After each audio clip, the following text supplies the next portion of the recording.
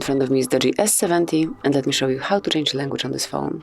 So at first you need to enter the settings, scroll down and pick system, and now click on languages and input. And here go to languages. As you can see smoothly by tapping on add language, you can choose the one that you would like to have your device in. So let me pick, for example, Filipino. And now you need to slide it up to the first place to make it the default one. And as you can see, the default language has been already changed, and you can smoothly use your device in Filipino. Whenever you would like to remove this language, just tap on More, then tap on Remove, mark unnecessary languages, and click on Bin to remove them. Click on OK, and that's it. As you can see now we are back in English, or you can obviously pick any other one and smoothly use your device in this language. So that would be all. This is it.